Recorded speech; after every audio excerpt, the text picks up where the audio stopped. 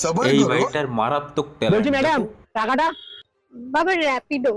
ও ঠিক আছে তুই ঘরে যা, আমি দিয়ে দিচ্ছি।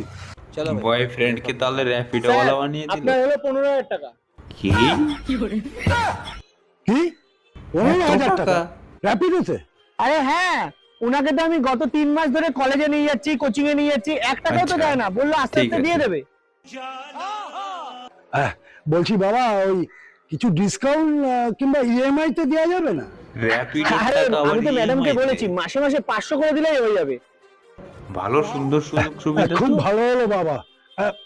চল মানা, এবার থেকে পড়তে যাস, কোচিং এ যাস, যেখানে খুশি যাবি এর গাড়ি করেই যাবি। হ্যাঁ না, প্ল্যান সাকসেসফুল।